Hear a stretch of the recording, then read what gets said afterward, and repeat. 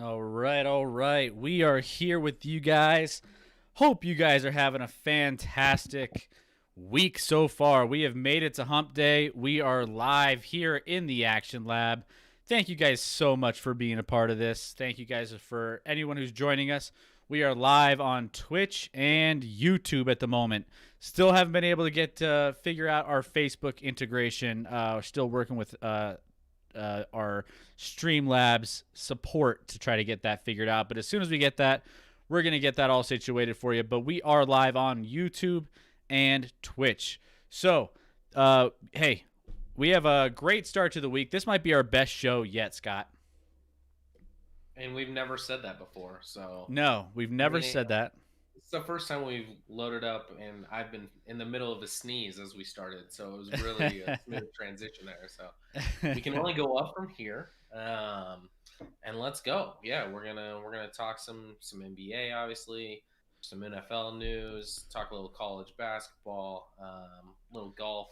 So it should be a fun show. Maybe a little thing that's kind of a big deal, like NBA Top Shot. I don't know. We've never heard of it, so I don't know what that's all about. But we might be talking a little bit of NBA Top Shot because we got some people out there who are trying to get in the Top Shot game. So there was a fun announcement today, and we have a pack drop coming our way, coming in hot. So we're going to give you all those details here soon.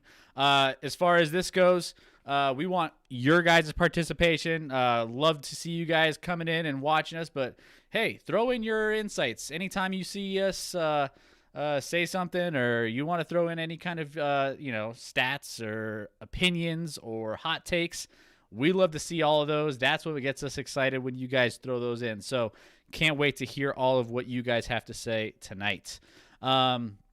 Yeah, so what's been going on? Anything else in the world of sports that's kind of caught your eye in the last few days since we streamed on Sunday?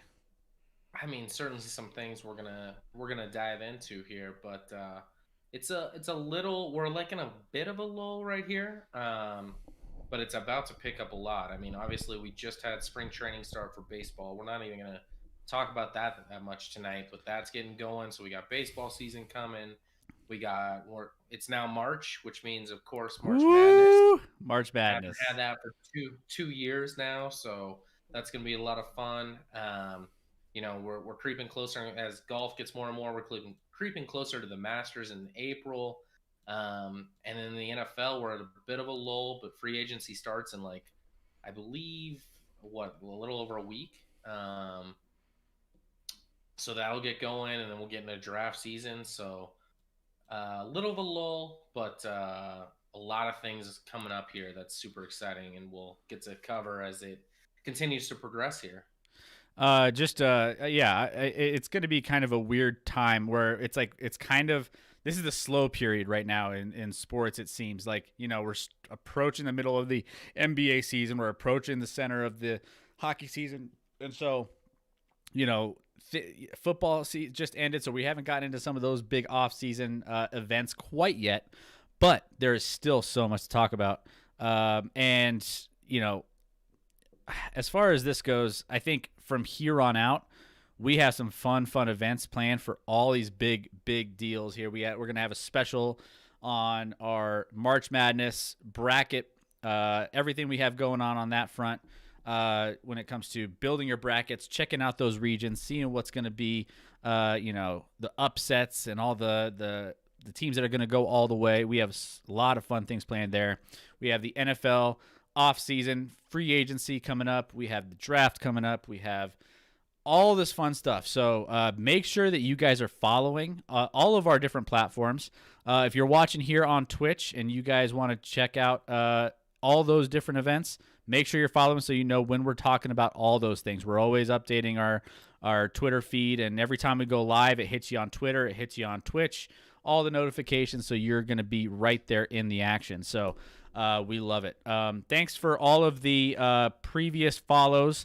Brasley on the last stream, Jay Does Live Forever, Steph Kell, and Deb on Facebook following. Again, we're not live on Facebook. We're still figuring that out, but we will get there.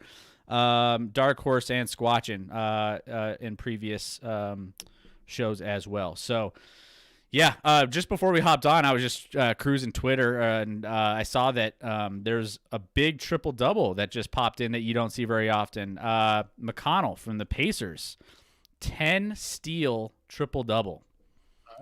Okay. Those don't happen very often. So, I saw that. I was like, man, this kid is doing it all right now with the steals.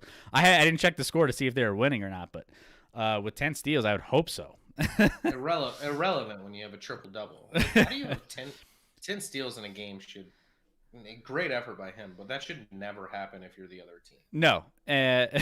Meanwhile, speaking of triple-doubles, locally, we had Nikola Jokic with his 50th career triple-double in a big win against the Bucks. I'm telling you, so there are a couple trends every time we watch the Nuggets that I am always 100% confident is going to happen. One, if Nuggets are a big home favorite against a really bad team, always take the other team, either the spread or the money line outright. That's one, because it's going to happen. And two, always bet against Milwaukee when they go to Milwaukee. Every single time. I had big money on that one last night. Not big money. I had money on it.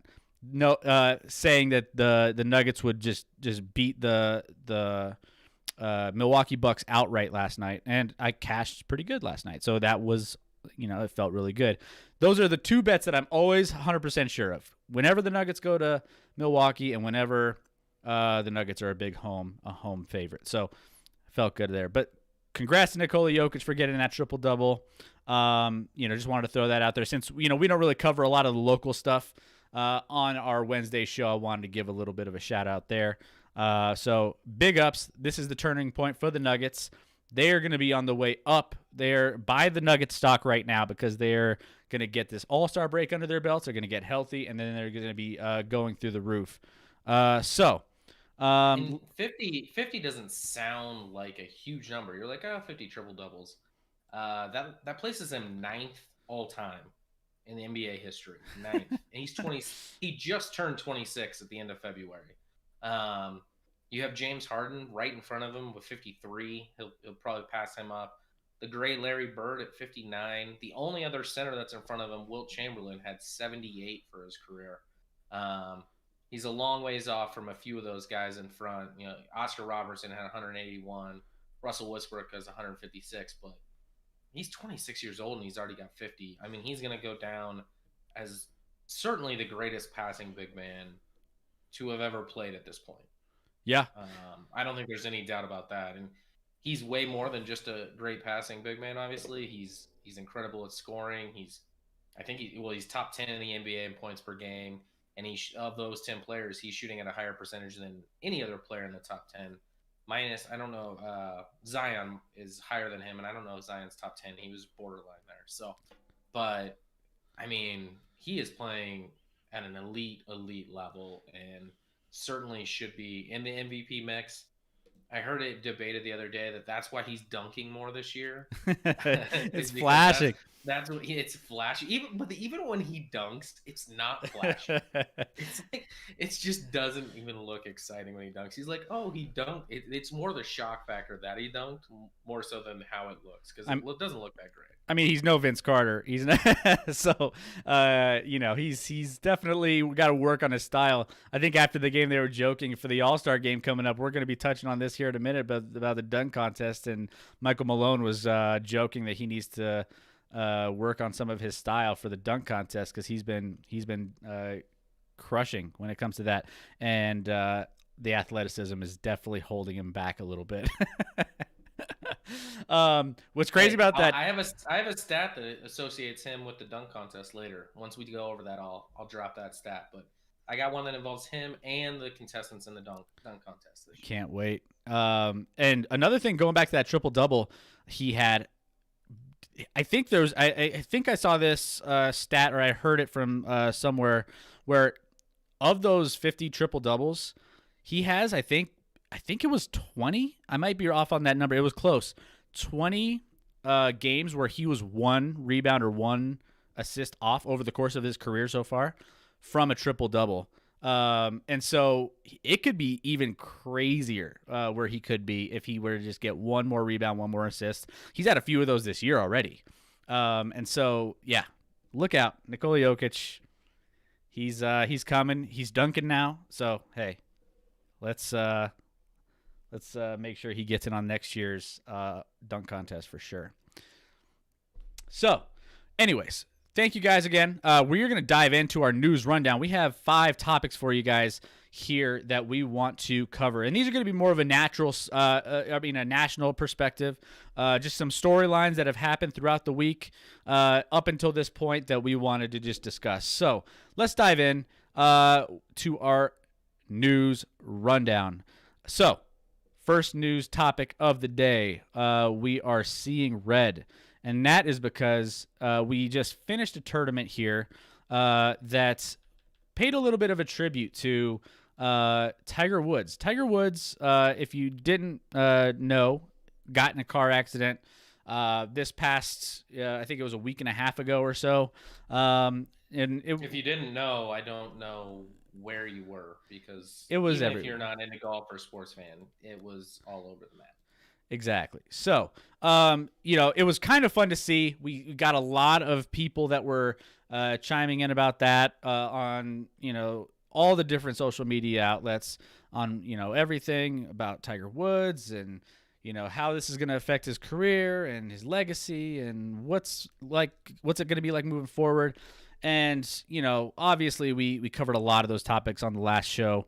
That was one of the big stories. But it was really cool to see a lot of the turnout when it came to this last tournament, where everybody on Sunday in the tournament, well, not everybody, a large group of people throughout the tournament, whether they were playing or working the tournament, ended up giving a lot of support by dressing up in the Tiger Woods Sunday red.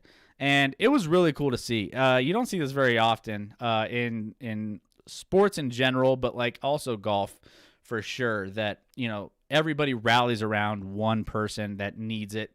And you see this kind of outpouring of support. And, Tiger tweeted after this, hey, this is what it's all about. He turned on his TV from the hospital bed and was just overwhelmed by all the support that he was getting from his fellow competitors, because he's done a lot for the game. I mean, we've talked about this a little bit. I mean, he's changed golf. A lot of these golfers wouldn't be where they are today if it wasn't for what Tiger, laid, the groundwork for. So this was really cool to see. I thought it was one of those things that just, it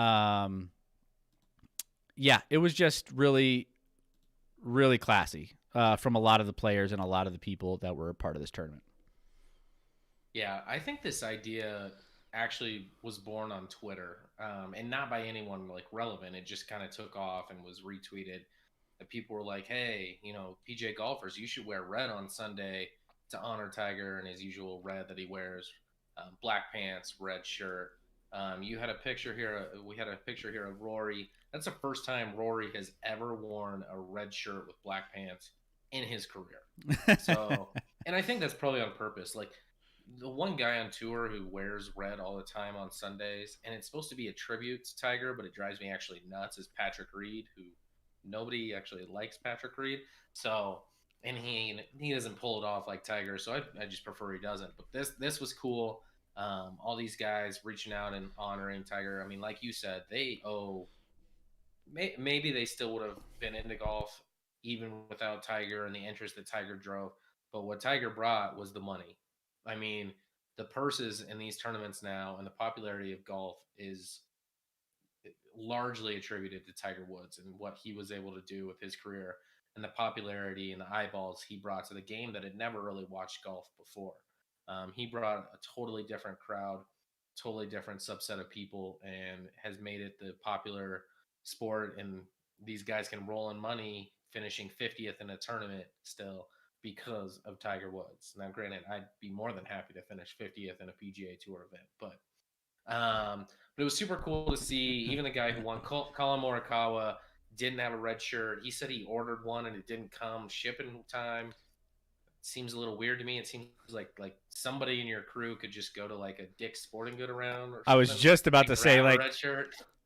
I was just about to say Allen Iverson did that for an for a 76ers game once, where he was like, they didn't let him play because he was hurt, and he got out of the stadium, Madison Square Garden, walked across the street to the NBA store and bought a jersey from the store so he could try to play in that game. So I don't buy the excuse that you couldn't get a red shirt for this tournament.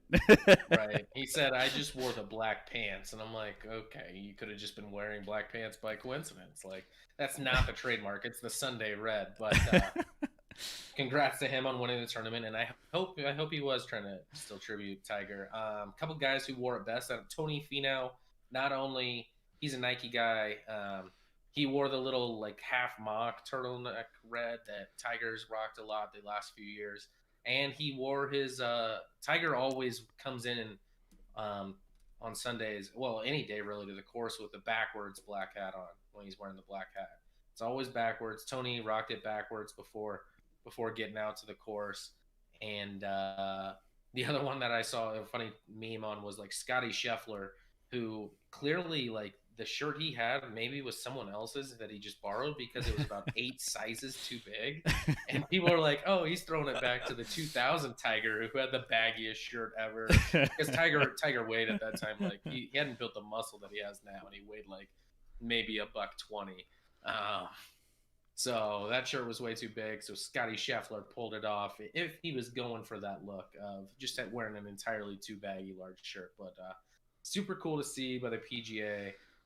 Guys, because they do owe Tiger so much, and it's good to hear from these guys. Like, I don't think Tiger was always this person, and he's gone through obviously a lot through in his life. You know, it's not easy. You know, everyone's like, oh, I'd love to be Tiger Woods until you live it. Like that spotlight and all the pressure that comes with it is hard and can be wearing. But Tiger in his older age has really become, I guess, a lot friendly to the guys on tour, a lot more of a mentor, really,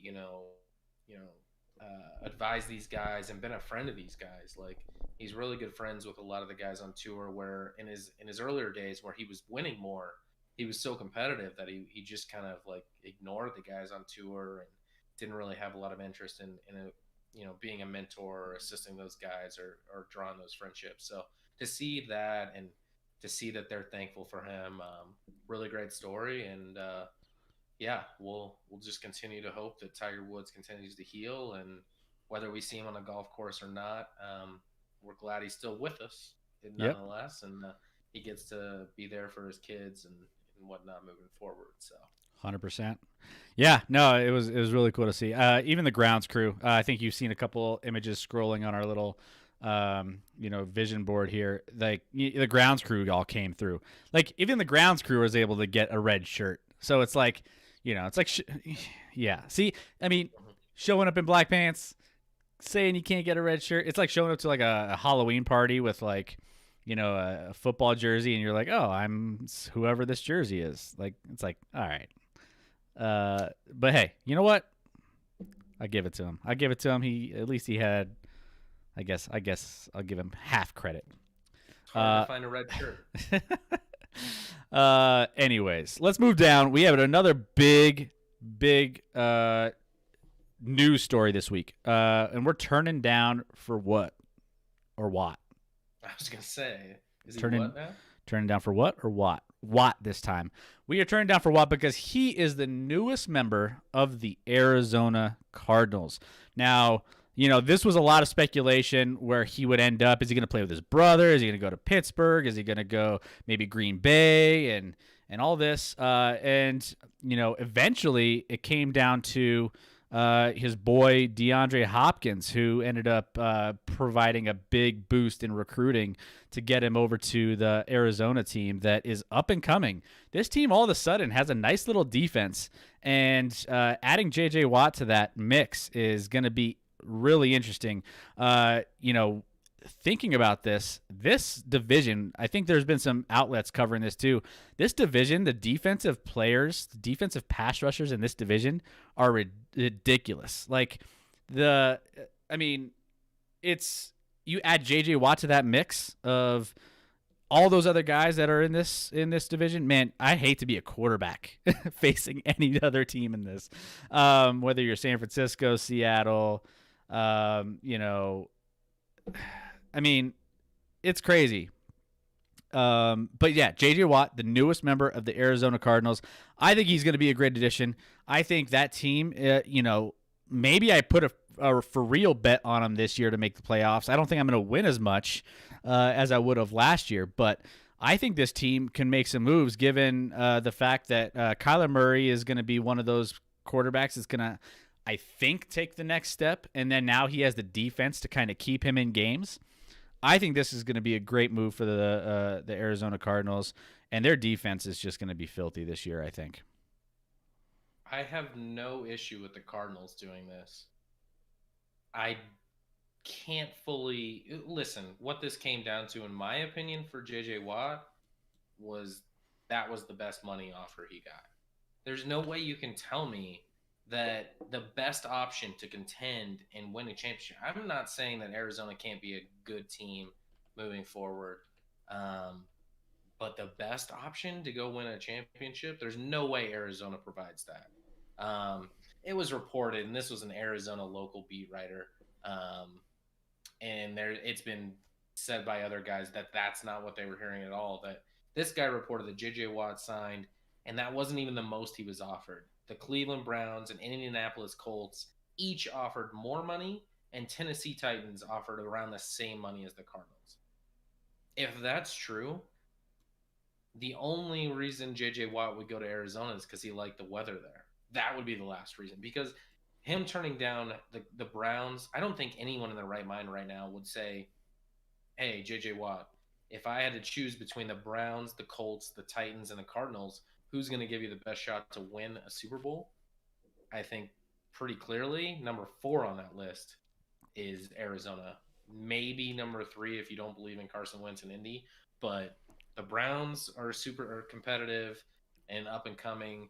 And Tennessee obviously has an elite offense and needs to improve that defense. Now, granted, he goes to a Cardinals team, you're right, that has, Chandler Jones on the other side, so they have a great defensive line. I don't know. They started out 6-3 last year and ended 9-7 and kind of choked at the end. I don't think Arizona probably wins. Maybe he adds a win. Maybe they're a 10-win team next year. They're not an elite team. They're not going to win a Super Bowl. I'm just as sure of that as I am of Lamar Jackson never winning a Super Bowl. They're not going to win a Super Bowl in this 2-year deal. I think he got $31 million and $23 million guaranteed. And what I heard was more like the total contract of the deals he was getting elsewhere was around the 23 and not the guaranteed portion. So I think he took the most money, and Arizona's going to be a good team. They certainly could be a playoff team with him, but are they a legit contender to win it all? Not in my opinion, no.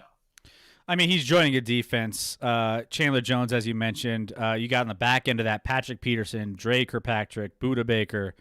They're going to have a pretty decent defense to compete with some of those other teams.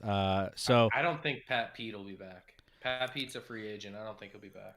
Yeah, he's still Arizona Cardinal for now. We will keep an eye on where he ends up, if he ends up staying or if he ends up going. All indications are he's probably not going to be there, but we'll see what happens with that. So, I feel more confident this year picking the Arizona Cardinals to make the playoffs, though. If you don't know, I accidentally put a bet on the Arizona Cardinals when betting became legal in Colorado, and I was just like not sure on the interface of FanDuel. That's my excuse. And I was trying to pick like another team. I think I don't even know who I was trying to pick, and ended up picking the Arizona Cardinals, and they almost did it. I almost cashed in, so it would have been good, but. I guess, there's a lot of people and a lot of speculation saying that, this is going to be a bigger and better season for this team. That whole division is going to be fun to watch this whole season. We'll see what happens with that. You have some rumors with, Russell Wilson still popping around, which are kind of strange. All indications he's going to stay there in Seattle, but it's still kind of strange, like we talked about on our last show, that other team names are just being leaked out there that he would be comfortable going to. And then you don't know what's going on with the quarterback situation in San Francisco. They're not sold on Garoppolo. So, you take, some of the weird things happening in Seattle and then San Francisco, and I mean, Arizona could come out of this and be one of the better teams to make some moves and take advantage of some of these distractions that might be happening in these other cities. But unless I'll say this right now, I agree that the NFC West is probably the best division in football. Yep. Right now, top to bottom. They may not have the elite of the elite team at the top, but all four teams are definitely viable playoff candidates. And in fact, right now, if I were to rank the Cardinals, they went from, I would probably have them as fourth without JJ Watt, and with JJ Watt, I'd probably rank them fourth. Just saying, I think the other three teams are still better. I mean, the Niners had a health disaster last year, but they're a year away removed from a Super Bowl. Yeah, they may not like Jimmy G and would like to upgrade that position, but they did go to a Super Bowl with Garoppolo just a year prior to this past season.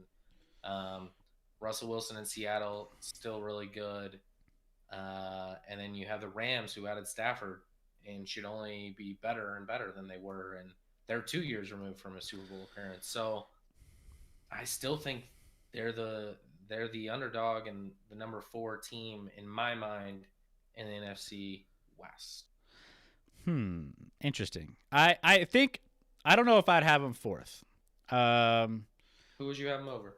I don't know. The way Seattle's been trending over the last year, I don't like they've been kind of concerning for me. They're usually pretty, usually Pete Carroll's got those boys playing pretty strong. Their defense has not been looking as good as it typically has. I think the biggest thing that is how Kyler Murray is going to stay healthy. If Kyler Murray can stay healthy, I think they have a better chance, but we also have seen that, he's him running around, him not being able to protect himself as much. I don't know. I think that would be the wild card there. And then also, with the Niners, Jimmy G, I don't know. I think it's also going to depend on who they get at quarterback, because I don't know if Garoppolo is going to end up playing for them. I think that is also going to be, who ends up slotting in for the 49ers on quarterback. That's still up in the air. It could be him. It could be, they could stick with him and say, hey, like, this is our guy. We'll give him one more year and see what happens. But as far as that goes, there's a couple question marks on those other two teams. I think the Rams are probably the favorite, in my opinion, with the change of quarterback, Stafford coming in. I think he's going to do some great things under a Sean McVay offense, because no matter who they put there, they've been able to get some production.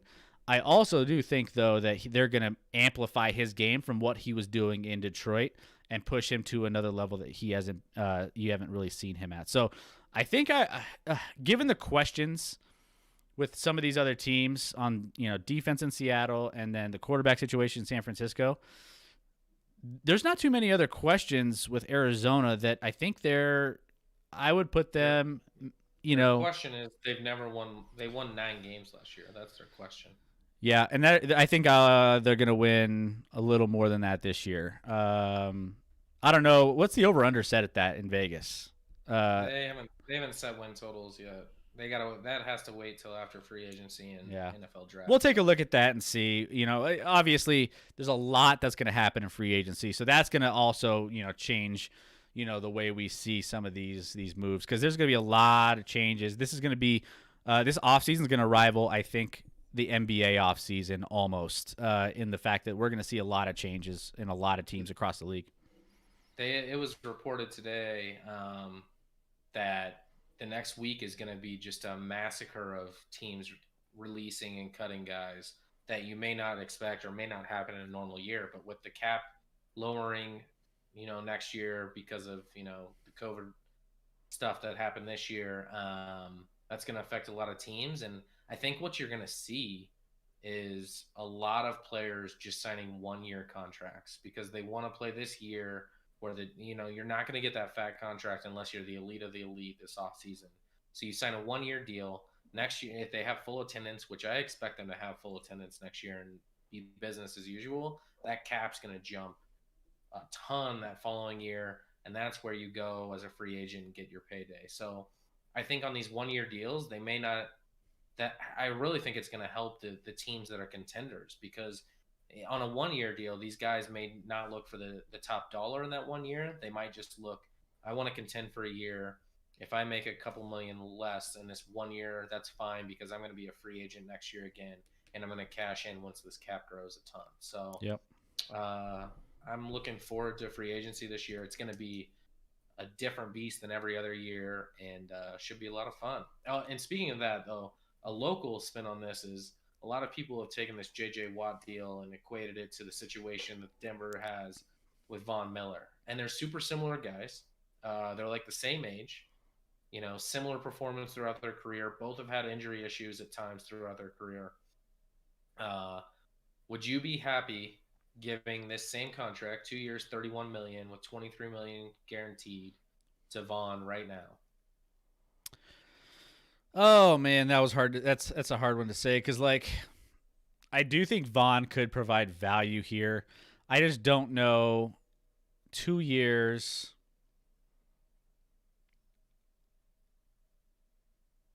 If he can stay healthy and we can get production out of him, I guess I'm going back and thinking to, the fact that everybody who was watching Vaughn going into the season last year was saying that he was just on fire, right? He was looking good. He was playing good. They were saying this was the best offseason that he's had in a long time.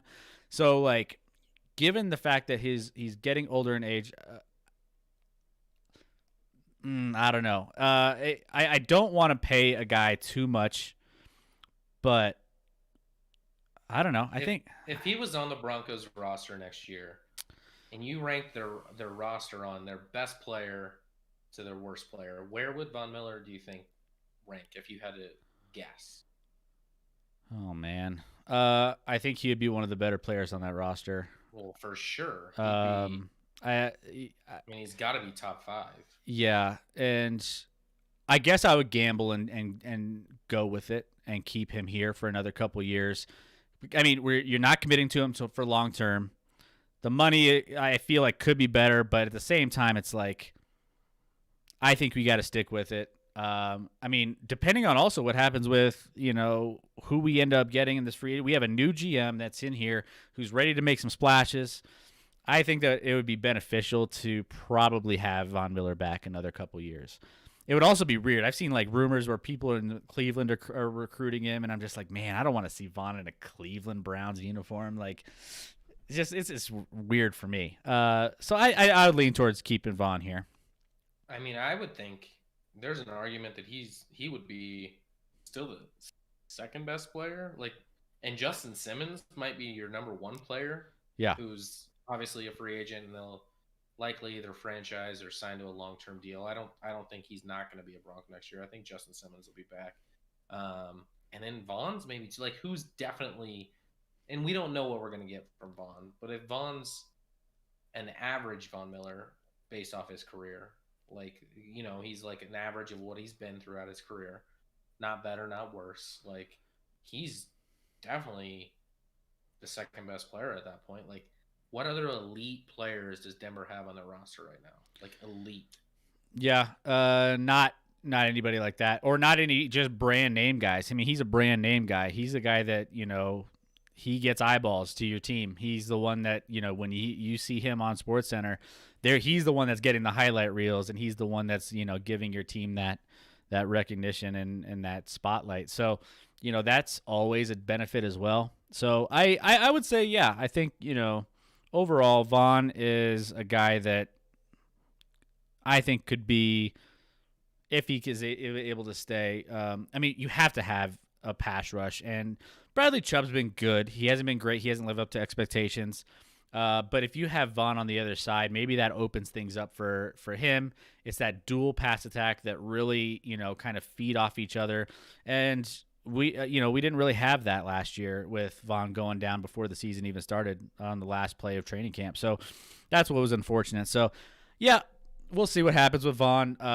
There are some people saying that, there's some local, media outlets saying, obviously there's a lot of writers out there and a lot of people that are just, what are they like those, social media social media guys that post all these different updates of they know their sources and everything saying he's out. He's not coming back. Well, I don't know about all that stuff. I haven't heard any legitimate sources say anything like worthwhile to that point, but we'll see. I heard Troy Rank, who covers the Broncos locally here, who's pretty tapped in. He said this morning he felt it was truly a 50-50 thing. Like, it was pretty close to, he could see it going either way. Yeah, we'll see what happens. Yep. Moving on, we are in March, so that means we have a lot of college basketball going on. I was able to watch some Michigan. I told everyone I was going to watch some Michigan because I was like, what's going on with that? Why is everybody jumping on this Michigan bandwagon? And, you know, there's a lot of hype around it. We have some family members that go to Michigan. So we were kind of figuring out, like, okay, you know, what are these guys all about? I end up watching the first Michigan game I've watched in a long time, and they get blown out. You watched that Illinois game? I watched the Illinois game, and I was like, oh, let's see what Michigan's got. And I watch them, and they just lay an egg. I'm like, this is the Michigan team everyone is telling me to watch? So maybe I haven't gone back and seen their previous games and their previous wins, obviously. But it was just kind of a bad time for me to jump on and see what this Michigan team had in it. So anyways, we're getting closer to March Madness, which means we're getting closer to the Wooden Award. And, you know, there's a lot of names in the mix still, you know, a few guys from across the country. We have a few of them highlighted here on our little reel. But we wanted to just highlight some of those and kind of go into who we think could be possible candidates, not only just the favorites, but maybe some underdogs that could potentially come in and play a couple games down the stretch here and make a case for themselves. So, Scotty, who you what are your thoughts here when it comes to the Wooden Award watch? So I was looking into this, and NCAA.com had an article that I think came out like 2 days ago that was touting the top 9 candidates for Player of the Year. So I was like, oh, let me take a look at this. And it is wild what I found in here. And the wild thing is that there's 9 guys listed here. 3 of them are Gonzaga Bulldogs.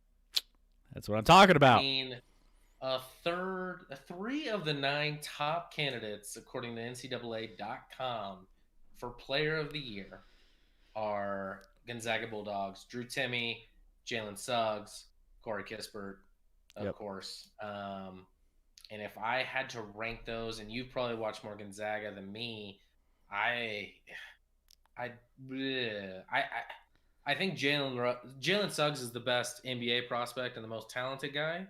But I think as far as his contribution to his team this year, maybe you feel differently because I know you love your Jalen Suggs. I'd actually rank him 3rd. He's shooting 50% from the field, 33% from 3. Whereas these other guys, Drew Timmy's, you know, and Jalen Suggs is averaging 14 a game. Timmy's averaging 19 on 65% from the field, which is just absurd. And Kispert is averaging 19 and a half. He's shooting 55, almost 56% from the field and 46% from 3. So that's ridiculous, though, that they have 3 guys mentioned in the top 9 here. Yeah, I agree with you on those observations. As much as I love Jalen Suggs, like I love the hype coming into the season. I loved everything about him, and he's going to be insane as an NBA player, I think. But Kispert's the one that's been getting a lot of the recognition over the course of this season. And what's funny is I've never really, up until this year, been a huge Kispert guy because I sometimes he has a little showboatiness to him that, you know, I'm just like, you know, it kind of turns me off a little bit. Like you're crushing these like little teams and you're showboating, and it's like, okay. But I mean, he's shown up early on in the season with some of those big games. He was the one that was, you know, making the big plays, getting to the free throw line, hitting the big threes. And over the course of the year, he's been separating himself as one of the top guards of the or forwards, I should say, of the whole college basketball landscape. And so the fact that he's been consistently rising to that top, I mean, I would put him as the front runner of these Gonzaga Bulldogs. Drew Timmy has been awesome. He's a sophomore, and he's been just doing fantastic things. I think he's one of the best, forwards in the country. But from a dynamic standpoint, Corey Kispert kind of does a little bit of everything. So I would say Kispert's definitely at the top of that list if I'm taking it from a Gonzaga Bulldog standpoint. Obviously, I'm a big Gonzaga Bulldogs guy. My wife went to Gonzaga, as you guys know if you've been here on the streams. So it's fun for me to see them having some guys in here. Also from across the country, Luka Garza, Iowa. He's kind of one of those big names that everybody is kind of gravitating to. So he's one that's kind of just, you feel like he's got a really, really good shot, if not one of the best shots. He's the favorite. He's the favorite. Yeah, he's the front runner. So, it's kind of hard to take away from what Luka Garza has done. I still don't see it. I do think he's a great player, and I do think I just don't know how good, he's going to translate to the NBA or, those types of things. Those are other types of questions. But that doesn't take into account with the Wooden Award. So I digress. But maybe I have some of those ideas in my head of like how they translate. That's kind of like my next thing of looking at the top players of the country and how would they be? Is it like a Tebow situation where he's like the best college player, then he just lays an egg in the pros? Or I mean, there's a lot of examples of college basketball guys that do that, but I feel like Luka Garza, even though he's the front runner, isn't exactly the most exciting guy here. But that's just me. He's well deserved. He's done a lot of great things for Iowa. He's kept them in this race to be one of the top teams in the country. So, hey, Luka Garza, keep an eye out for him. Let's see some other notables on here. Jared Butler and Baylor. Baylor's had a fantastic season. He's a 6'3" junior guard. He's just tearing things up. So you can't forget about him as well. But yeah, there's a lot of names on this list that I think are going to be well deserving. But any other names on this list that kind of stand out to you? I mean, we've mentioned 5 of the 9 with now Garza, which I agree. Garza's not a guy that's exciting or a high-level NBA prospect. He's great offensively. The athleticism's not there, and he won't be a high pick in the draft. And he's a senior, which if you're a senior, there's a reason you're still in college basketball at this point in today's game. So, which is the same for Kispert. Kispert is a senior. I can't vote for Kispert or Timmy for Player of the Year because they both wear headbands, and I prefer they not. It's awful. I prefer they remove the headband. Then again, Kispert wouldn't be able to see out there. Get a haircut, son. But he goes in a long line of Gonzaga players that love to have the long hair or whatever.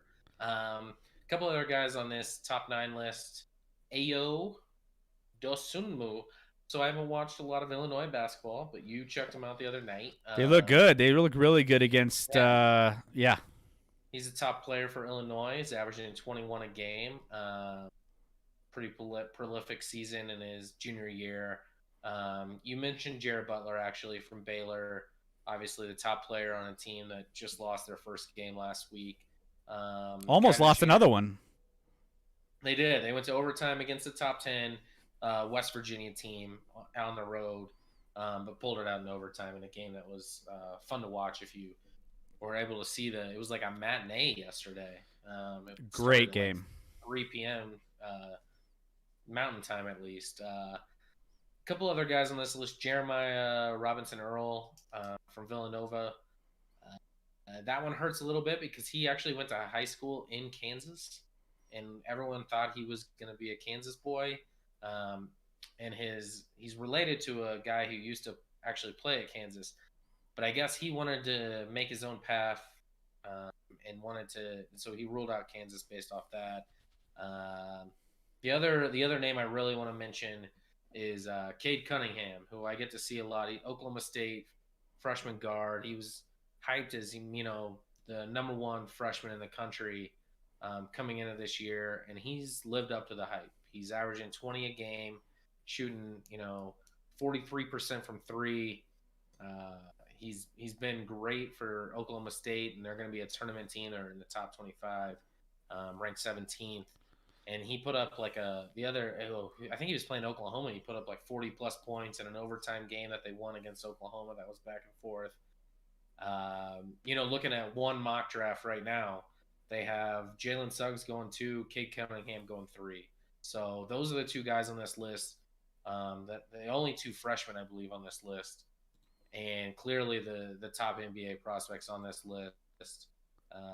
Both are going to be great to watch in the NBA, and probably going to leave after this year, I would imagine, and head to the NBA. So those guys are super exciting. So if you want an exciting guy, you want like the Cade Cunningham. Obviously, he's doing it without these other 2 player of the years like Jalen Suggs has. But Jalen Suggs is, when you watch Jalen Suggs on the court, you can see the athleticism, you can see the natural ability, and he's just like a good basketball player with good IQ. So those guys are going to be fun to watch in the next award.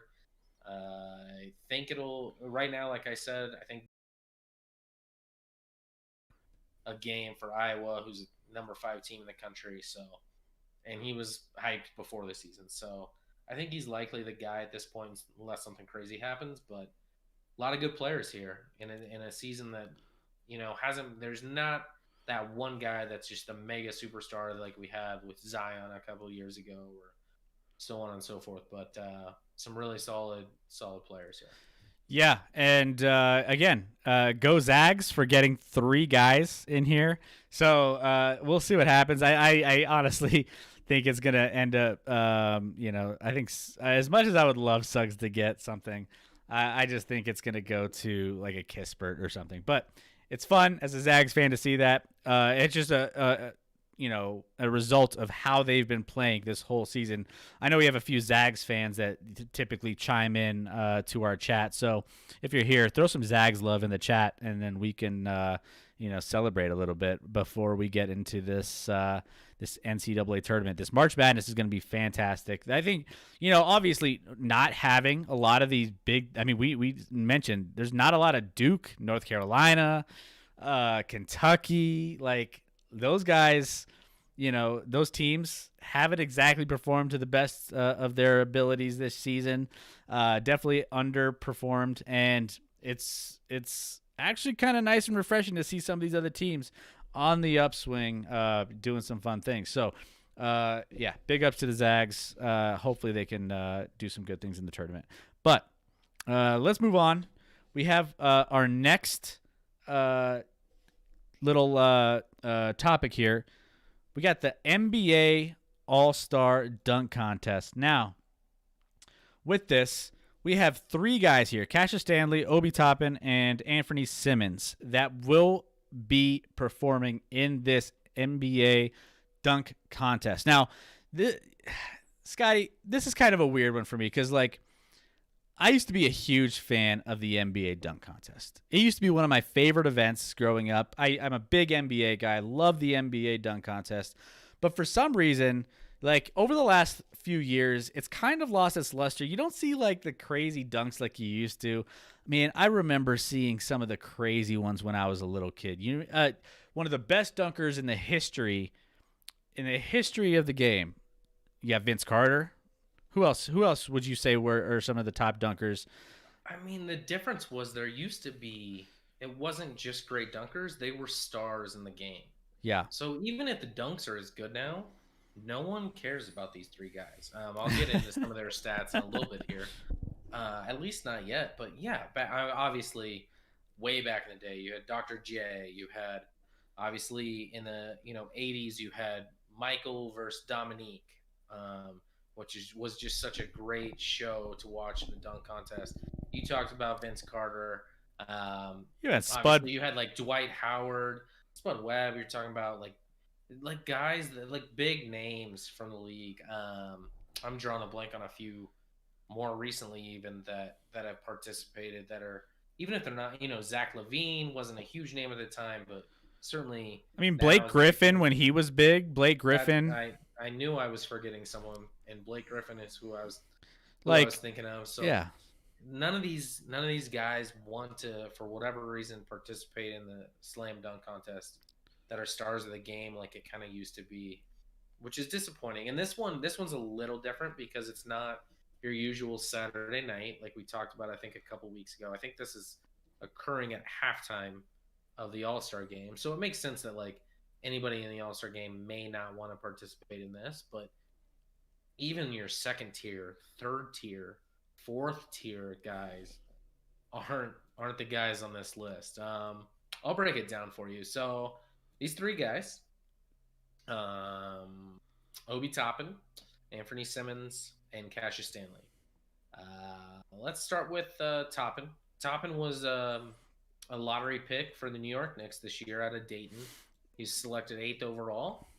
He's currently averaging about 12 minutes a game and putting up 4.7 points per game, 2.5 boards. He has 18 dunks on this season, so which is tied for 67th in the NBA. And let me just tell you, that's by far the best numbers of these three players. Joker has more dunks. That was going to be my stat. Joker has 20. Joker has 20. Put him in the dunk contest. He's got 20. Yes. So we'll go to Simmons. I'm not even sure how to say his last name for sure. Anthony, which I do know who he is, and he was a high pick years ago. He's in his third year now. He's averaging 8 points in 17 minutes, which I think is normally in garbage time for Portland right now. He was selected 54th in the 2020 draft. Or no, that's the next player. Simmons has 2 dunks this year. So let's not stop there. Toppin plus Simmons, 20 dunks, equal to Joker. And you're like, well, at least all 3 of them combined will be more than Joker. No. The last guy is Cassius Stanley. He was selected 54th in this past year's draft. He's averaging 1 point per game in 8 appearances. He's had 2 dunk attempts on the season, and he completed 0 of them. Oh, no. He's 0 for 2 on dunks this year. 0 for 2 on dunks. So these 3 guys combined have dunked the ball the same amount of times as Joker this year, 20. We got an 18 guy, a 2 guy, and a 0 guy. And listen, yes, these like Stanley has a ridiculous vertical, but it just doesn't matter. Like Zion. Wouldn't it be nice to have Zion on this? Can you imagine the ratings? And guys, by the way, in chat, I want you guys to tell me some of your favorite dunkers of all time. Like, just throw out some names, because you know that everyone has those iconic like throwbacks. So I would love to see anyone who's watching on YouTube, on Twitch, anywhere that we're streaming live. Let us know your best dunks of all time and like your favorite style of dunk. There's some great style dunks too. But going back to this. Like, this does not we don't want to like turn you off to the dunk contest. Like, that's not our intention here. But when you have this kind of when you have these players that just aren't up to par, that no one has ever seen before. I mean, Obi Toppin is the most recognizable because of what he did at Dayton. He was a very big popular player. He was a top pick in the draft. So, you recognize him. He's gone to the Knicks. He's in a big-time market.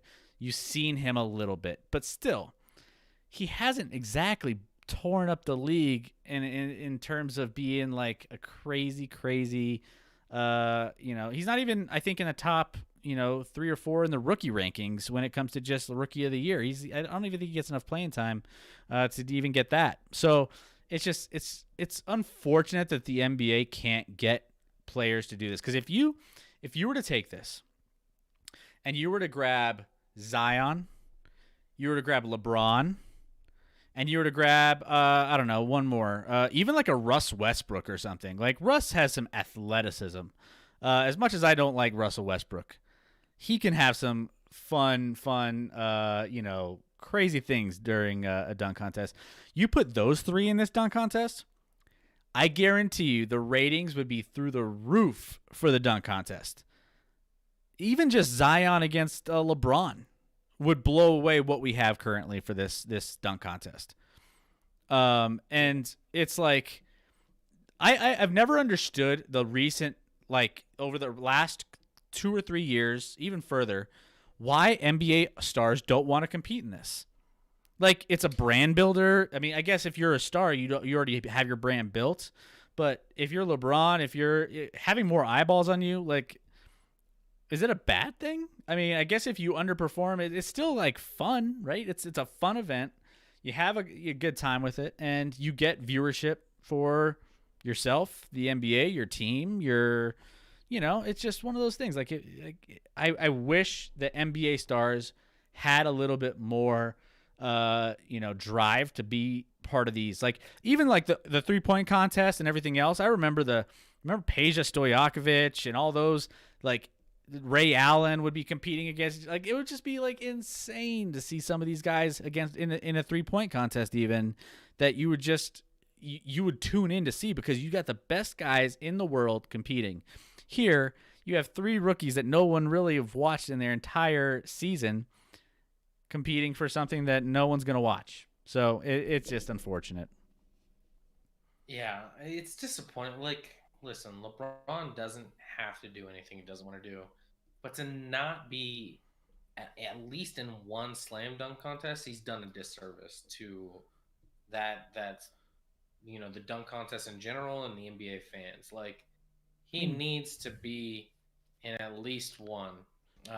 Jordan did it. I mean, and no one. And for me, the greatest dunker of all time was Vince Carter. Vince Carter at his peak was insane. I remember watching that dunk contest he won, and every single dunk I watched, just today you don't necessarily see a dunk, and granted, the athleticism is out the roof, and it's hard the creativity is at a all-time high because you have to create something that hasn't been seen before. But Vince Carter's dunks and that dunk contest that he won was just insane. But the 3-point contest still drives guys, which, because you don't have to be creative, you don't have to do anything. It's just, Luka's going to be in it. Hold on, sorry, no, that's the skills challenge. I was like, Luka's not going to be in it. Devin Booker, Jaylen Brown. Jaylen Brown seems like a misfit for a 3-point contest. A little bit. Curry, great. Levine, Donovan Mitchell, and Jason Tatum. So they're getting big names with the 3-point contest still. It's weird that they're not getting. I think Buddy Hield, and maybe it's just because he's not going to be. He doesn't want to be there for the weekend because he's not involved in stuff. Because he won it last year, but he's not participating this year. But I mean, I think Devin Booker, Curry, certainly Donovan Mitchell, 3 of your elite shooters in the league. So that'll be fun to watch. Also at that one's prior to the tip-off. So that one's before the tip-off, the first half, then the dunk contest is at halftime. So I'm more excited. They're still going to have the skills challenge as well, which I said has Luka in it, along with Robert Covington, Julius Randle, Domantas Sabonis, shout out Zags. Go Zags. And Nikola Vucevic. See, and had actually an incredible year. Even all those names are bigger than what they have in the dunk contest. So I think it's just too much pressure.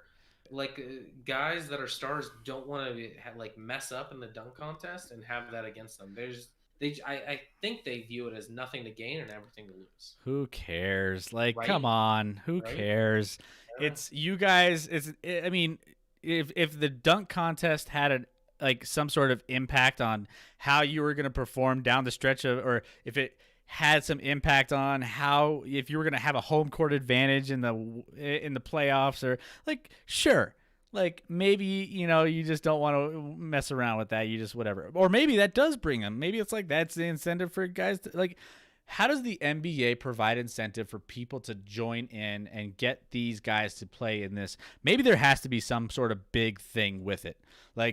Obviously you could only have so many players and you don't know there's a lot of things like that. But I don't know, maybe it's something to think about. If you're sending out these invitations and if your team were to make it, wherever in the playoffs or I don't know. It doesn't, there's not a good answer, but there needs to be something to get those. 'Cause everything else, I'm more excited about that 3-point contest than all of these. That's what's exciting for me. I mean, the three guys in the dunk contest combined for about 13 points per game. I'm pretty sure everyone else participating in either the skills or the 3-point contest averages more than that. Maybe not Covington. That'd be my only question. But everyone else for sure. It's disappointing. disappointing. It's just crazy. It's disappointing. So that's where we're at with the dunk contest. So, again, check it out, guys. It's not going to be as good as some of the other competitions over the course of the weekend, but it is what it is. The dunks could be insane, but the star power is not there. No, absolutely not. But speaking of NBA, there was a lot. So All-Star Weekend is big right now. We have a lot going on in the dunk contest, all these things. The All-Star game itself, all the stars are going to be out this weekend coming up for the All-Star break. But they made some announcements here for another event of the All-Star game, and they did it in a different kind of fashion than they normally do, and they did it using something that's been blowing up over the course of the last few months, 3 or 4 months, and that's NBA Top Shot. So NBA Top Shot, we have discussed a lot on this show. NBA Top Shot is a kind of a Bitcoin style collectible world where you can buy online moments, packs, things of that nature, and you can collect them, sell them, buy them, trade them, all these different things. And it has taken the world by storm. You see NBA players tweeting about it, Mark Cuban, Gary Vee, some of the big time just betting names. Even there's a bunch of we do a lot of sports betting and things on this show.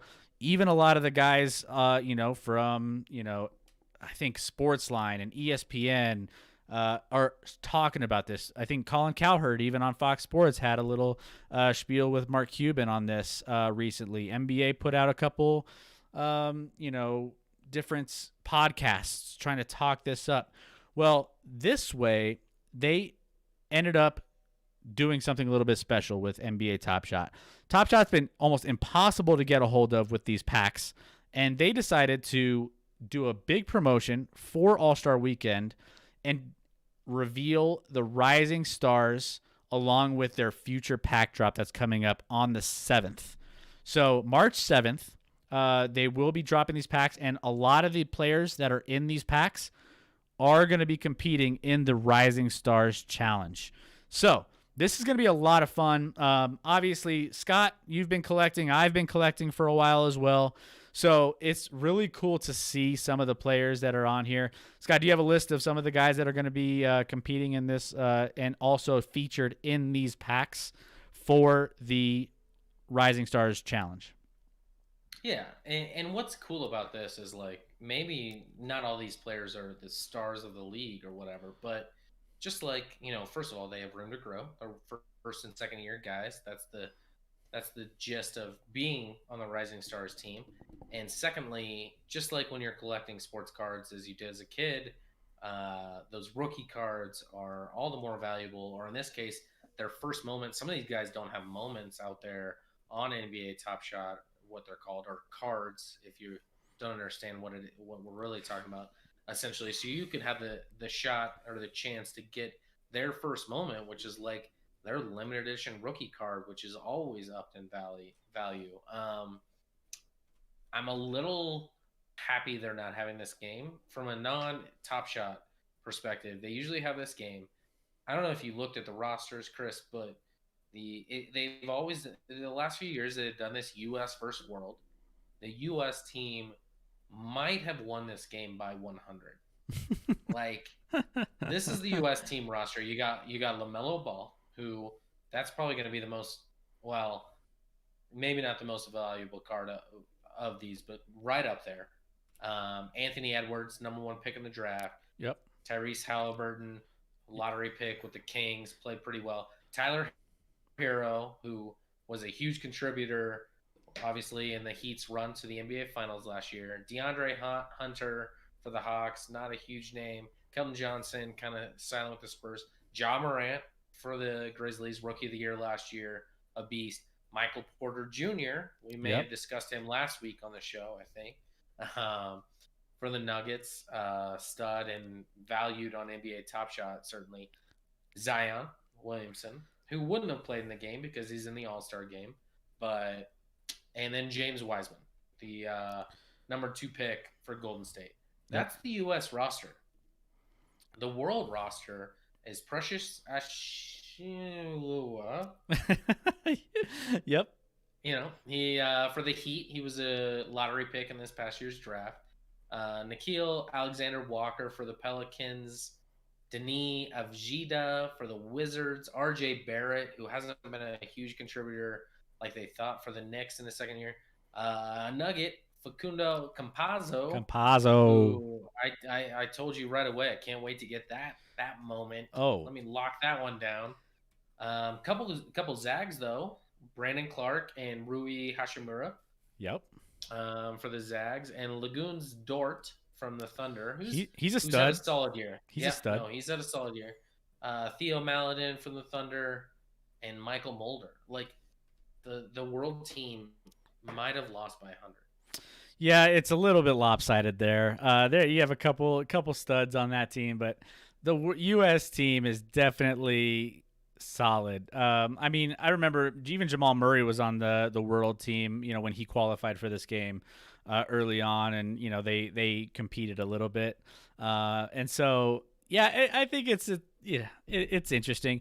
I do think the bigger upside, the more I'm excited about is the more on the top shot side. Sure. I just think it's kind of crazy how much this is blown up to the where I think this was on Rachel Nichols from ESPN ended up tweeting about it. They revealed this and these rising stars via Top Shot through live streams online as well as the their flagship show on ESPN. So this was just all over the place. People are still trying to get in on this Top Shot game and still trying to figure it out. If you guys don't know what we're talking about, feel free to throw some questions in the chat. Let us know what you want to know about it, so that way we can fill you in. But you know, I got on a little early. I've built a nice little collection. Scott, you have a nice little collection as well. We're actually going to end up doing, I think we want to do a Top Shot special show coming up where we just talk all your questions via Top Shot, what you want to know, what what you should buy on the marketplace, what you should sell, what you should do to go in and get these packs. How do you get packs? How do you get these moments? Because right now the demand is a lot higher than the quantity that are available, and so that means the value is through the roof. And you know what's crazy? Someone brought this up to me. One of my partners in this brought this up to me too. Jumping in now in its infancy, this started around the end of the year last year. I think it was the end of October. So this is still super new. So if you're out there, jump in on it, have some fun with it, see what's out there. You can get a moment on the marketplace for, I think the market's dropped a little bit for about $15 to $20, depending on who the player is. But I've seen them as, I think the lowest I saw actually was $18. But you know, it's still pretty affordable to get in on the ground level and get some moments under your belt. Also, interesting fact here, this hasn't gone to China yet. Now, China has more NBA fans than the population of the United States. So there are plans to take this to China. There are plans to make this available, which would make the numbers of these moments balloon. And right now, like, there are some moments that are capped. That's part of the blockchain. There's only a limited amount that can be made of certain moments. So if you're able to get those now while they're cheap and this blows up, look out, because this is going to go global soon and you want to be on the ground floor. So we'll be talking about a lot about that stuff moving forward. Lot of things to just dive into from a collectible. I'm a big collectibles guy. I used to collect like the Pokemon cards, the Beanie Babies. I have a bin full of Beanie Babies in my basement right now, which are semi-worthless. I have a few. If you guys are looking for Beanie Babies on the market, let me know. Yeah, I'm all about the collectibles side of things. And so I get excited about this. We could talk more about it. But yeah, Scott, you've had a lot of fun with it too. Yeah. And, you know, obviously this drop is happening on Saturday. So if you haven't signed up and want to, you know, there's certainly no guarantee. In fact, it's way less than a guarantee that you'll be able to get a pack they do this like they've done these others, where it's basically kind of like a lottery system. You get in line, you get assigned a random number, and you hope your number is high enough. We don't know a lot of information on like how many packs this one's going to involve, or if it's just these players, if there's more players that are young and in the league. If I had to rank these players, if you get a pack, what do you want to open up? Number one, Zion, which 100%. He's close. He's close to number one throughout the league with LeBron right now. Two, I would actually think is Lamellar Ball. I think Lamellar Ball. I mean, he has one moment I think out there right now, and it's like his first assist. I think we talked about it, whether that was even an assist or not. But Lamellar Ball's blown up. I think 3 is Ja Morant. He's right there. I think those are your clear top 3. I think Michael Porter Jr. might be 4 on this list as far as guys. Tyler Hero has done all right. All these guys, by the way, are on the U.S. team. So, and just to put this in perspective, like a LaMelo Ball, the current moment that's out there right now, out of 4,000, there's only 4,000 ever made. Is going for around, I want to say $3,000, give or take. The market fluctuates quite a bit, but that's the kind of fun, like gambling lottery side of things that if you were to open up one of these packs, Scott, you've opened up a couple packs. I've opened up a couple packs myself, and there's that like anticipation of once you open it, clicking on those and opening them up, and you just open up a LaMelo or a Lonzo, and it just changes like everything that's going on. You just get super hyped.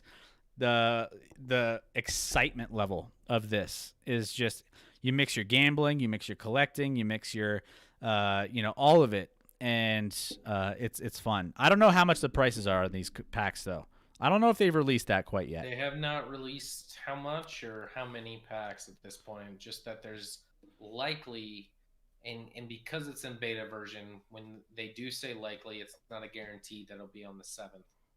Sometimes they have some glitches and some issues that they got to resolve, but they did with their last rare pack. I think it was originally supposed to be on Thursday, then it was pushed to Friday, and then I think it was actually pushed to Saturday. But it's supposed to be this Saturday. Don't know how many packs and don't know what time it's going to happen at. But if you sign up on NBA Top Shot, you'll get an email, because this is one of their rare releases, announcing the more of that information and when it'll exactly be and when you need to get in there to get in line. Yeah, the last rare drop was $100. So that does sound like a lot. $100 is a good chunk of money. So keep that in mind. But the return on these, what you open, will most likely be 3 or 4 times the value minimum. So just keep that in mind when you're signing up for an account. Also, just another word of warning: sign up for an account early, because usually when they do pack drops, they disable the signups. So the day leading up to it, the hours leading up to it, they disable signups. So make sure that you're getting in and creating an account early. But yeah, so have some fun with that. Let us know if you end up getting packs. If we get packs, we have said that we're going to open those live on stream. So that's going to be our goal. So these Rising Star packs, hopefully, you'll be seeing us open a couple of these. Again, we have to get them first. That's the biggest challenge. So we got at least some common packs coming our way that we can open. Yep, absolutely. We'll be opening those on stream as well. So keep an eye out for that. We're going to be announcing that here on our social media accounts once those are available. We don't know when they're going to deliver those, but we will hopefully get those soon. They're supposed to at least contact us by Friday to let us know what the status is on that. So yep. Hopefully we'll be able to open those either next Wednesday or next Sunday. Absolutely. Going for those Zions, those various specialty players there. But let's go ahead.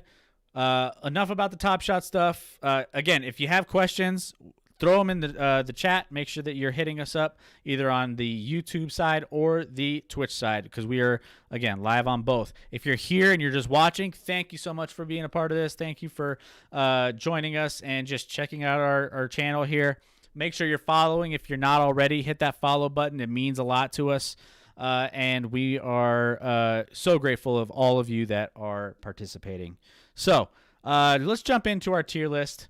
So up until this point, we've been doing we going, just position by position.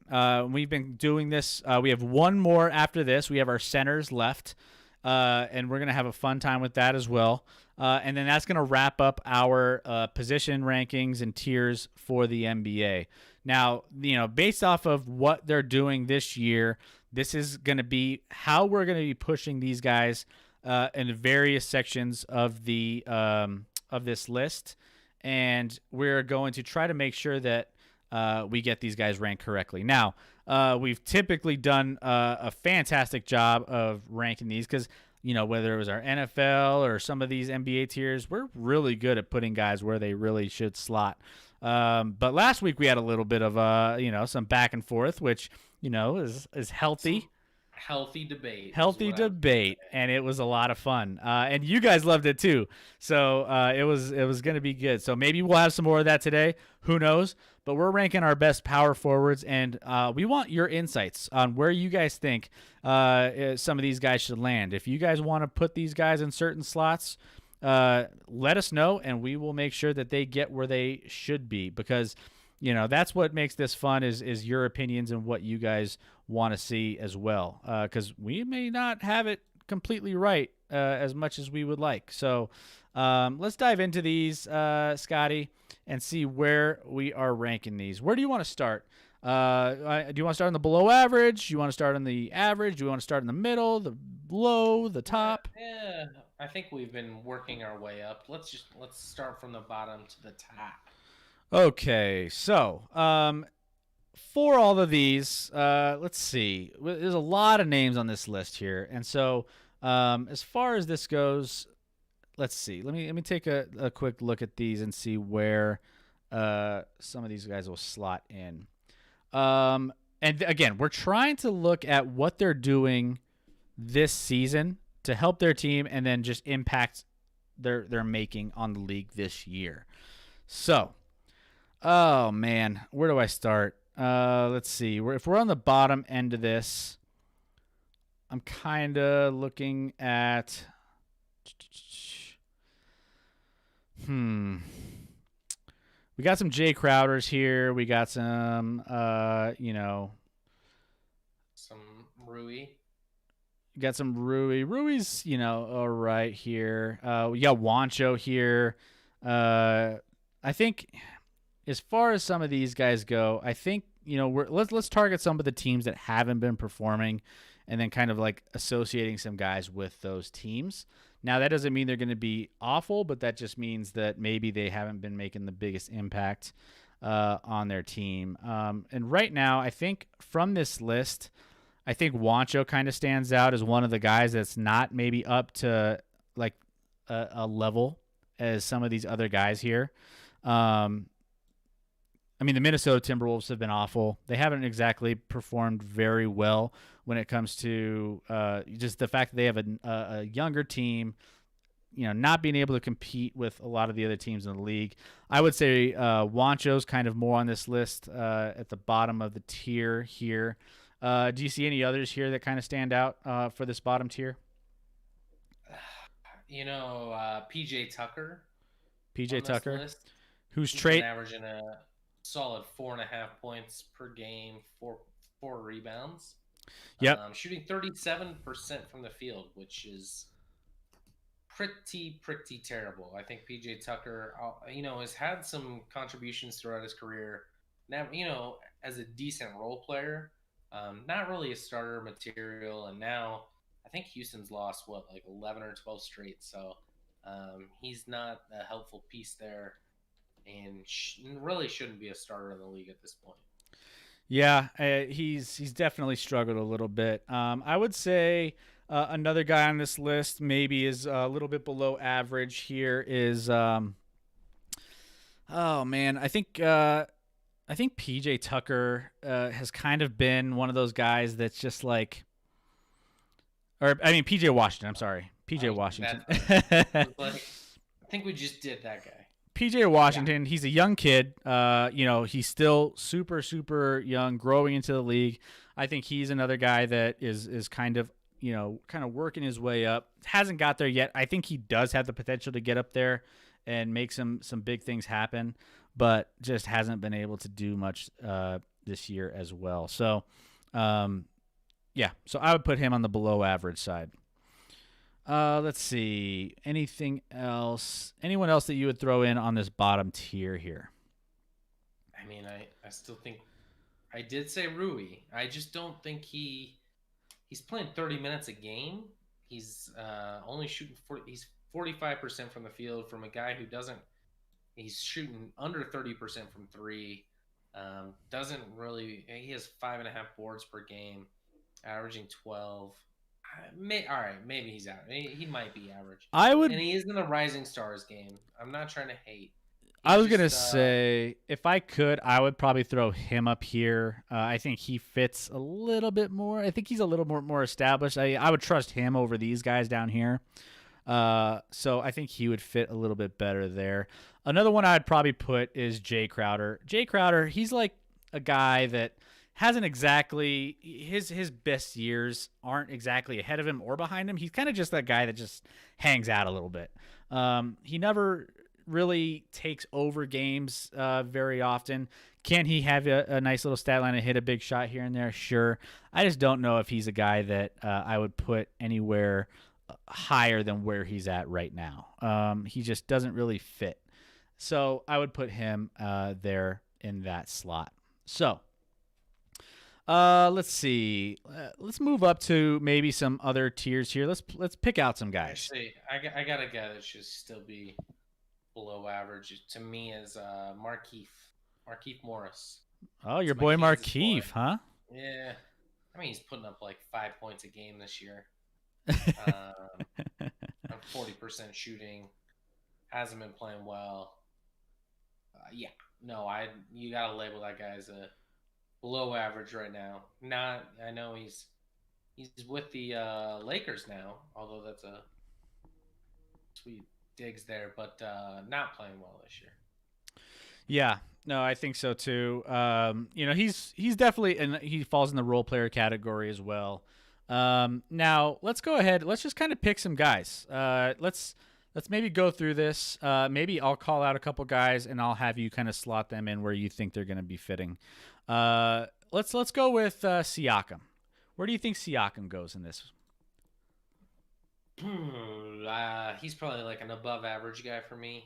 It's not quite all-star level, but he's above average for sure, in my opinion. I mean, when they made that run to win that NBA title, he was borderline their second best player on that team, which you would think is an all-star. But since then, I mean, they also had Kyle Lowry you could call, so it was debatable at that.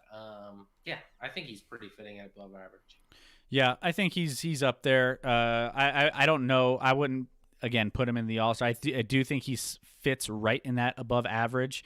Another one that I really think that fits in this same category would be like a Lauri Markkanen. He's kind of a diamond in the rough with where he's been this year. With Chicago, he's put up some decent numbers. He's been injured. Injuries are kind of his big thing, but when he plays, that team plays at a whole different level.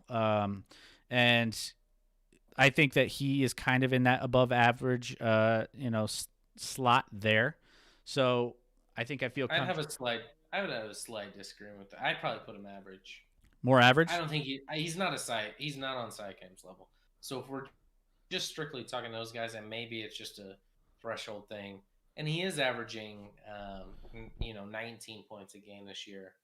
So it's debatable. But he doesn't do a ton to push the needle for me. He's more of just he is shooting the ball pretty well this year. But win shares and PER are pretty low. He's 1.1 in win shares.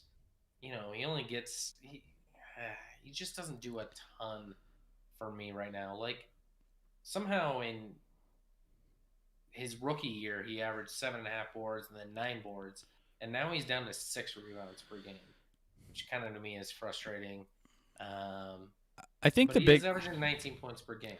So. I think the biggest thing with him is his availability, and which I agree could bring him down here because he's just not consistent. He's top 13 and he's 13th overall in player efficiency rating for ESPN ranking. So again, if he was more consistent on the court, I think he can definitely be in that above average for sure.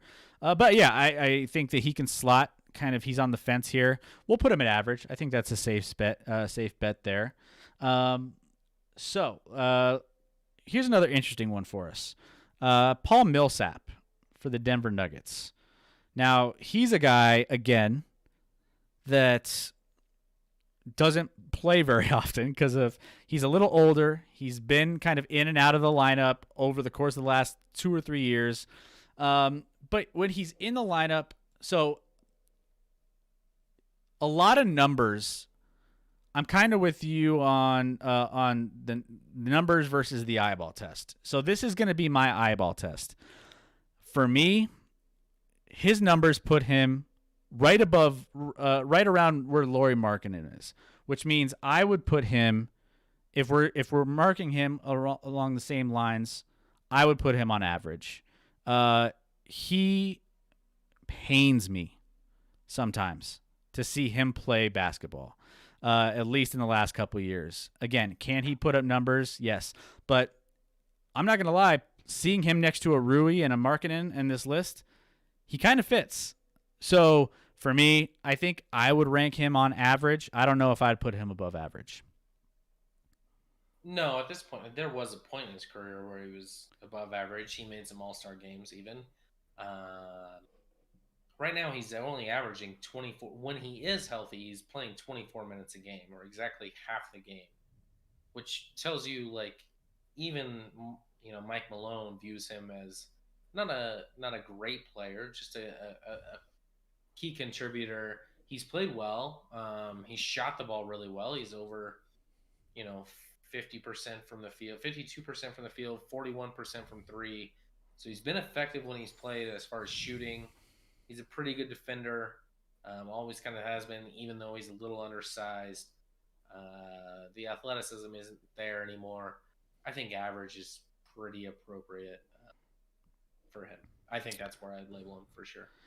I think same thing goes with Bagley. Bagley, I think, is another guy that he'll eventually climb the ladder here. He might get to an above average. But I just don't know. He's kind of battled a little bit of being in and out of the lineup. So he's one of those that I'm kind of just not super, he's not a trustworthy guy to just continue to like have your team lean on. So throw him in that mix there. Who else do you think on this list we want to attack? So another one, Draymond. Where does Draymond fall on this list for you? So I'm probably the lowest person in the world on Draymond. I'm not when they were winning NBA championships and everyone was like, Draymond's a top 10 player in the league. I'm like, absolutely not. He's surrounded by the right guys that fit with him and allowed him to do what he does, which is, he's an undersized power forward, that kind of a point forward. He's a good passer. He can dribble. He's a good defender. But man, you don't even have to guard it. Like, you don't have to guard him as a shooter or as an offensive threat. And it's probably especially when you're playing the Warriors at their peak, when they were talented like they were, that should have been everyone's game plan. Just don't guard Draymond, because he can't, even if he's wide open, he's going to hit maybe 30% from three. And that's usually where he's wide open from. He's not super athletic. So, I'm so tempted to put him at average, but he's above average. He's above average. He's nowhere near an all-star, though, and I don't even want to talk about him being an all-star. Yeah. He, for me, I understand your argument, and I do see that, he can, like, there are times where he just doesn't even show up And then there are times where he has like a triple double and he's like changing the game. I think a lot of the thing too is Draymond kind of affects the game outside of the stat sheet when it comes to being able to, make plays on the court that, don't, aren't recorded. You And mean so, well, technicals are recorded. um, when I'm looking at this, if you were to tell me I can have either a Siakam or a Draymond, I mean, we haven't even gotten to some of these other guys on this list for the above average. Let's put Draymond on average for now, because I think for me, I think no one else in the world will agree with us, but I like it. I like it. Because like kind of falls in that Paul Millsap where it's like, I just don't know if I can really count on him to either hit a big shot, to making a big impact when it comes to taking over a game. Because I mean, Steph's team, it's it just doesn't really fit for me. So, I would say I would slot him under average, and then maybe as we keep going through this list, maybe we can kind of move some guys around if necessary. Another interesting one on this list is Porzingis. Yeah, I was actually going to bring him up. Porzingis is an interesting one because if we're talking about what he's done for me lately, I honestly don't know if I could put him up here. There was a stat this past week that I've seen where the Dallas Mavericks were just as good without him as they were with him. They were, I think, 9-9 with him and 7-7 without, or something weird like that. And that just means that you just don't, given the name that you have on this, as who you're a unicorn, right? Everyone sees you as a guy that is supposed to be, changing the game. And he doesn't exactly put a big impact on the game. When I saw that stat and I was thinking about my tier list, I couldn't put it. Plus, he's not available ever. He's never available for the team because he's always hurt. I would lean to put him in average. Yeah, it's borderline again for me between average and above average. When he is putting up 20 points per game, but he's only played 19 games this year, 8 rebounds. His efficiency isn't that high from a shooting percentage, so it's more from there was a shot the other night where it was just on Twitter and it was like he shot it from almost half court when there was like 20 seconds shot on the shot clock and they're just like, Chris, it was ESPN and they're like, what are you doing? And he hit the rim or whatever, but it was just the most bizarre shot I've ever seen. And rumors recently are that Dallas is trying to move him, which makes sense because he's paid a lot. He's not reliable health wise, and he's certainly not a plus defender. He's a minus defender and a plus offensive player. So maybe those cancel out and they're average. I'm fine with leaving him average and moving on. Although I think most people probably view him just like Draymond as above average, but I'm good. Let's be tough critics. You got to be good. Yeah, no, I agree. So let's go ahead. I want to fill in. Let's get some of these big boys out of the way, right? Let's get some of the guys that are in the elite status. Because I mean, obviously we're beating around the bush here with some of these guys, right? I think this is a lock, right? I think we're gonna have more elite power forwards than we've had in any other position. I think so. There's a lot here. Power forwards are gonna be guys that just tear things up, and we've got a lot of guys in here. I think we can easily put Giannis. Yep. Kevin Durant's one of the best players in the world. Let's not put anything on that. Zion. Do you think he is elite enough to be up with those guys already, or is he more of an all-star caliber player? That's a tough debate. His stats say really what I want him to do is just shoot the ball more and be more aggressive. Like he shoots the ball at like a 60% clip, which is insane. He averages 25 a game, but he doesn't take enough shots yet. Yeah. He needs to improve that outside shot, although it's not terrible. But he doesn't really shoot the ball from three hardly at all. It's less than one attempt per game. Um, but he's super dominant. He's effective when he has the ball. Plays defense. So I'm basically he's elite, but I could see him also as an all-star only in the sense that he needs to get have the ball in his hands more than he already does. I think he can. I think his level can go higher. That's why I want to slot him in at the All-Star side. I think he can take it to a whole nother level. He has it capabilities. There was I'm in and betting a ton on FanDuel, and there are some boosts on Zion all the time, and they are like Zion to score 30 points and 10 rebounds, and I'm like, that should be easy. Zion 30 points, 10 rebounds. He doesn't hit a lot of those.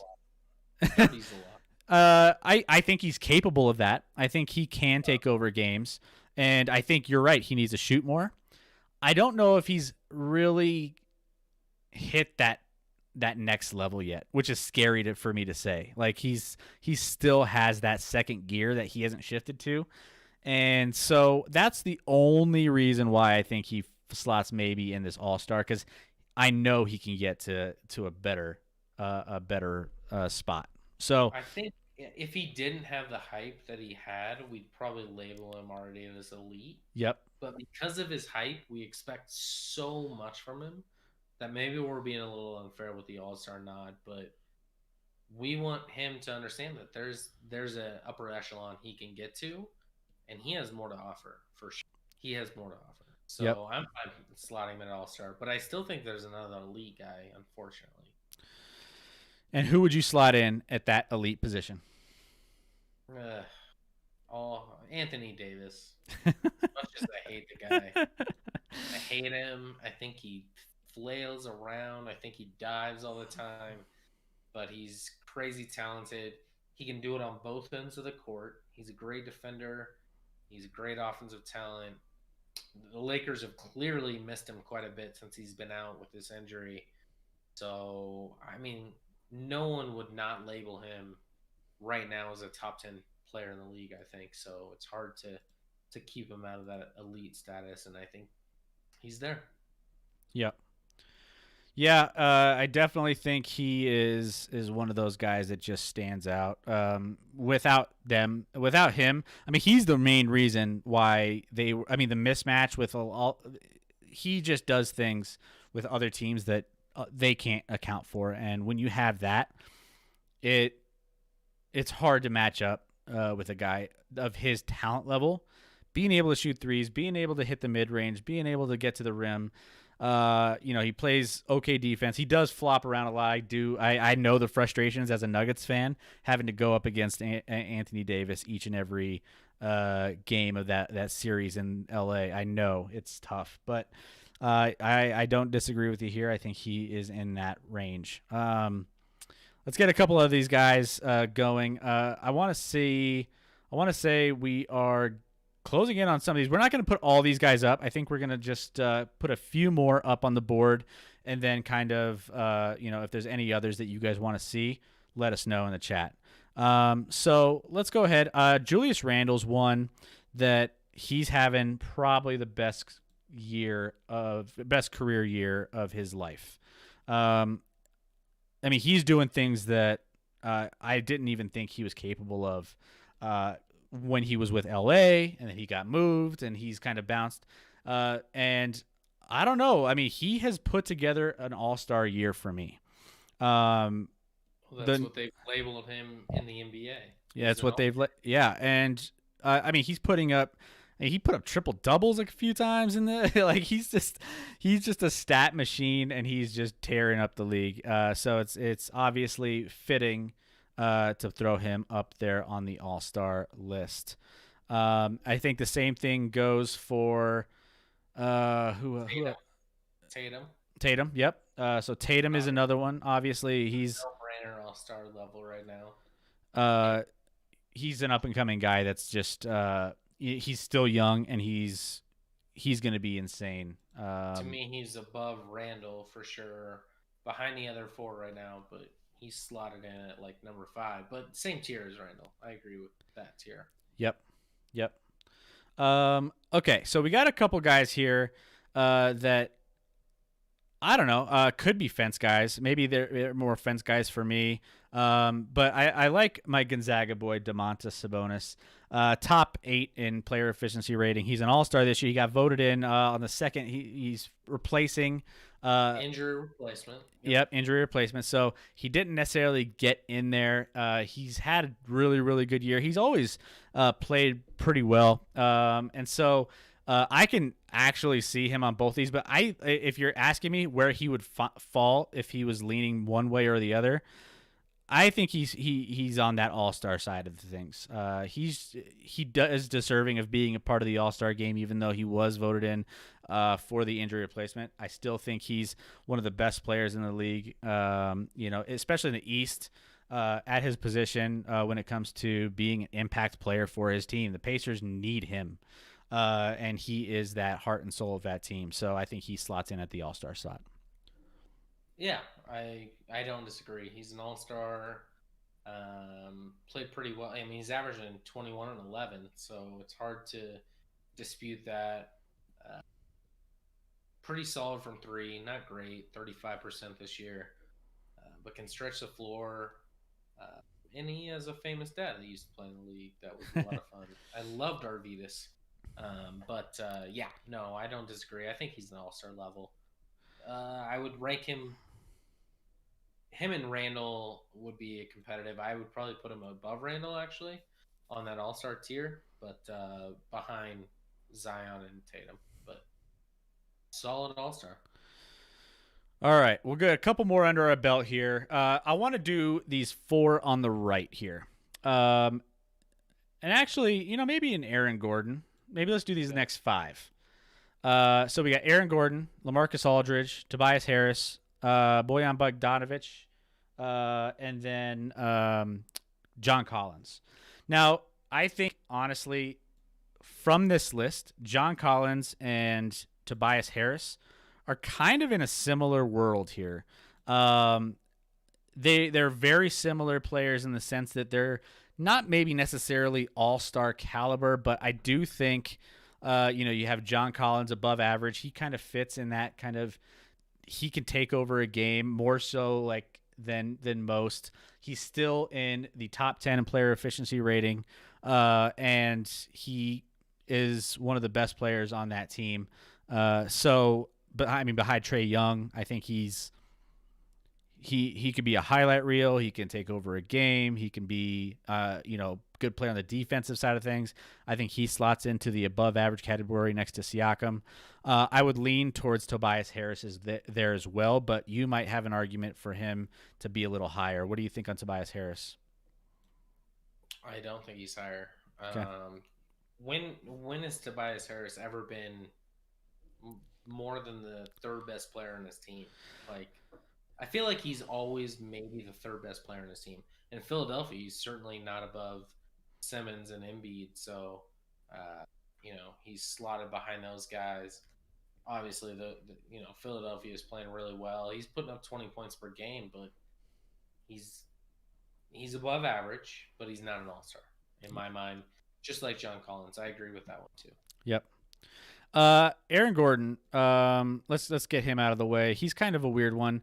And actually, I think he maybe slots more down here with this group. I think Aaron Gordon has historically been a guy that can do a lot, and he's been the face of that franchise. But I haven't heard his name quite a lot this past season. Orlando hasn't exactly been good, and I just don't think he's been making as much. I mean, he's definitely playing well. I just don't know if he needs a lot of help down there, and I just think he fits in with this group more so than the above average group. Yeah. No, I label him as average. He's an athlete, and he's a great defender, but never progressed in his career. Like, he's basically the same guy he's always been. He hasn't improved. I mean, actually, a few years ago, he was averaging 17 a game. He's down to 13 this year. He's just not good at shooting. hasn't improved that fundamental part of his game enough.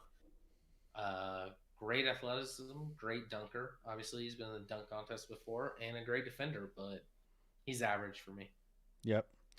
And then Lamarcus Aldridge and Bogdanovic are our last couple. Lamarcus Aldridge, he's definitely had a fall from grace, hasn't he? He hasn't exactly been a guy that's really done much of late. I kind of put him down here in the average group as well. He's not as impactful for me as I'm used to seeing him. And San Antonio Spurs, they're doing well this year. Obviously, a Greg Popovich coach team is going to be always in the mix. But Lamarcus Aldridge, there are some. He's kind of been on like that teeter-tottering of like going to the bench and maybe not starting in most of the lineups that Popovich has been putting out. And then there's also trade rumors around him. So I don't know. With all that being said, I think the average designation for Lamarcus is where he's been at as far as this year's gone. Totally fair. First year in a while he's been average. Certainly been above average to all-star guy at different points of his career, but he's kind of moved to a bench role a little bit. He's only averaging just under 26 minutes a game, which every other year he's been over 30. So if Pop sees that you're not really the contributor you used to be, that tells me he's one of the smartest coaches to whoever participate in this league. So that tells me a lot, and he's more on the average level right now. And Bogdanovic. So I'm going to put him here, and this is why.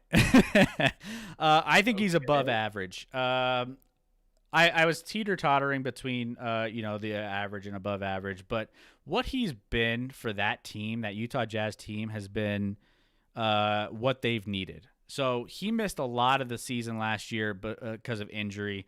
And, we all knew he was a big free agent signing for Utah. He came in and he, performed well. Then he got hurt. And I guess that's kind of where the Utah Jazz ran out of gas because they didn't have that other option when it came to the playoffs for, being able to stretch the court with a big guy, hitting threes.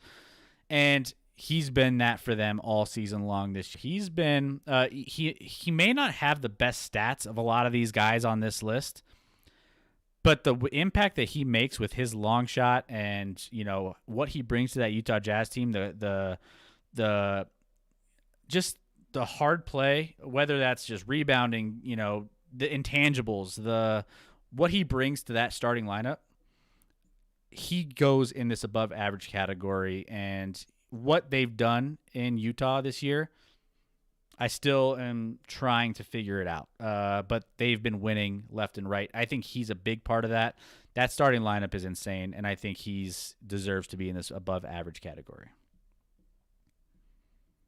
I don't hate your choice. I'd label him more on the average line. I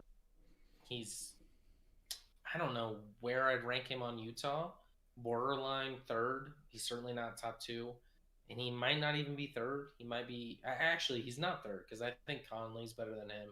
So he might be the fourth best player on that team, which to me, then you're talking about... I know they have the best record in the West, but he's average to me. He doesn't do a ton outside of scoring. And even scoring, he's 43% from the field this year. He's mostly a three-point guy. He shoots 40% from there, which is fine.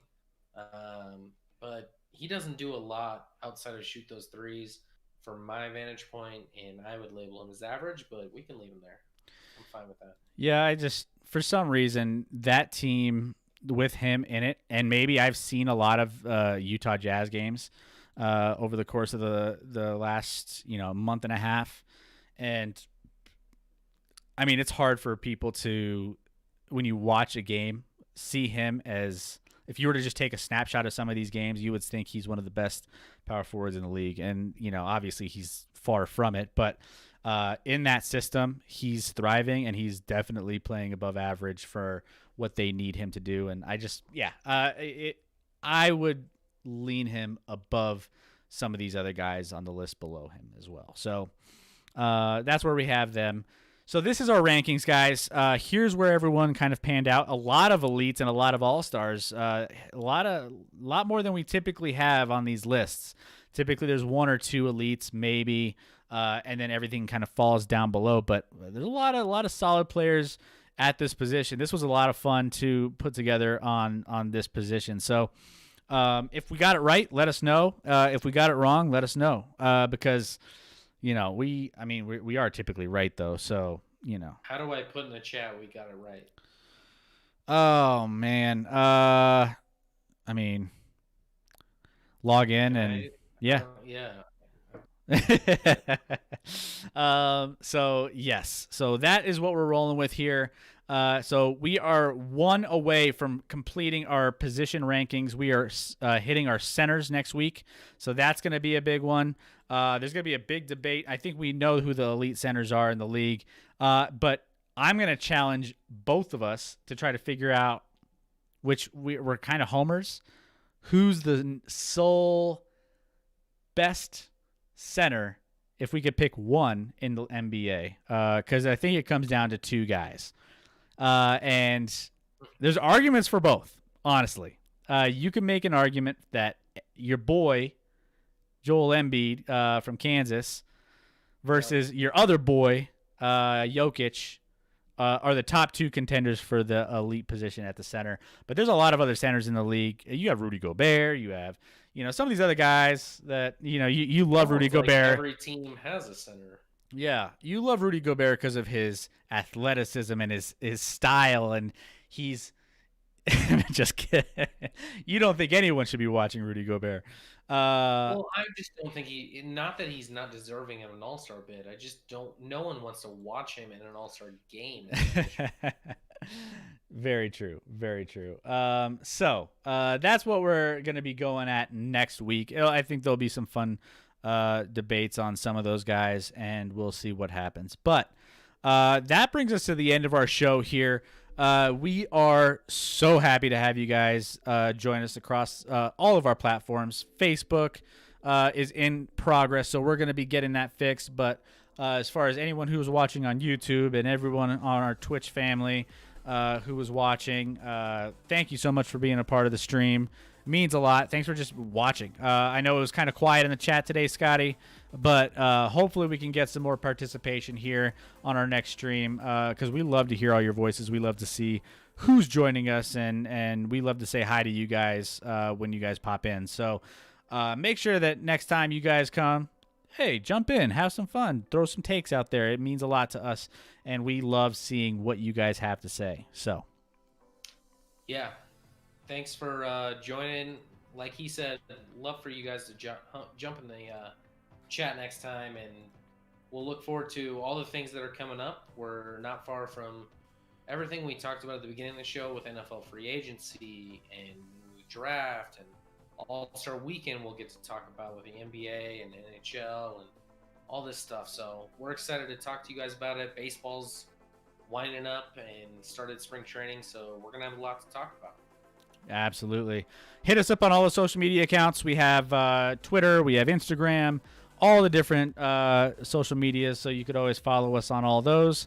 But yeah, the biggest thing is following us on Twitch and YouTube and Facebook. I think the link in Facebook is on there as well. Once we get that figured out, we're going to be on our own Facebook channel. We might stream a couple on Scott's personal channel just to get some of those folks to jump in and see what we have going on. But yeah, we have a lot happening. We're going to be posting all of these. We're going to have our Top Shot pack openings.